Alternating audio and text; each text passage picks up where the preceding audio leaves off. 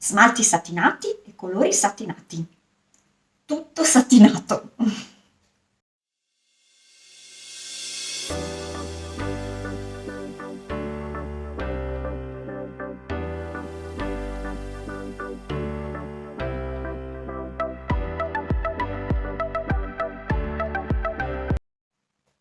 Ciao a tutti, benvenuti, ben ritrovati da Francesca su Figaro Art e oggi torno a giocare un pochino con gli smalti satinati e utilizzerò mm, la mia vernice Gallant. Questa in realtà non è la versione satinata, è quella lucida, ma come ho già detto nei video precedenti dedicati a questa vernice, sono abbastanza sovrapponibili. La finitura satinata e quella lucida, non noto differenze di reazione, di reattività, quindi io oggi utilizzerò questa perché mi è rimasta poca e voglio finirla, insomma, prima che si secchi o che si sprechi.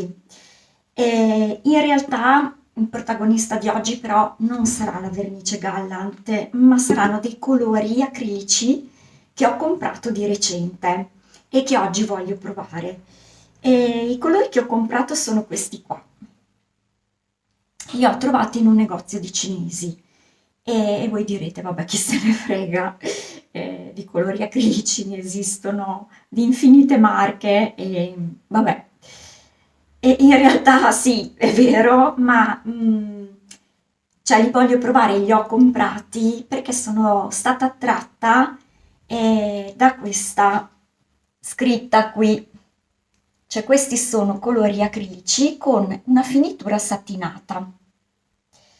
Io non li ho mai provati prima, non ho mai provato dei colori acrilici satinati e avendoli visti lì in un negozio che ho vicino a casa e me li sono trovata davanti, ho detto, ah, ho detto interessante.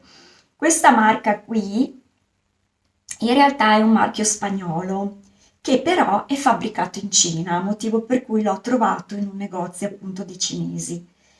Ehm, Costano, io li ho pagati sotto i 2 euro, circa 1,90 euro al tubetto da 75 ml. Quindi sono tubetti piccolini, io li ho trovati solo in questo formato. Ci sono tantissimi colori molto belli e sono molto curiosa di provarli. Quindi farò con questi colori un ring su un letto di vernice Gallant diluita soltanto proprio con un pochino d'acqua, giusto per renderla più spalmabile, più distribuibile. Quindi l'idea è di metterla, siccome è una vernice molto reattiva, la metterò solo sui bordi e ho deciso di utilizzare questa perché con il ring i colori che utilizzerò per il ring saranno preparati con una consistenza un po' più spessa e questa vernice essendo molto reattiva reagisce anche se sopra colo dei colori insomma non troppo sottili, ecco. Quindi la mia idea è di fare un letto di smalto bianco e sopra un ring preparato con questi colori. I colori li preparerò come al solito con una parte di colore e due parti di Floetrol Ovatrol più acqua al raggiungimento della consistenza desiderata. E non so ancora se farò un solo versamento, se ne farò due, insomma, vediamo. E vediamo anche cosa succede in combinazione con questa, nel senso che, boh, non lo so. Sono molto curiosa di vedere i risultati, per cui mi metterei all'opera e noi ci vediamo dopo per i risultati asciutti. Buona visione!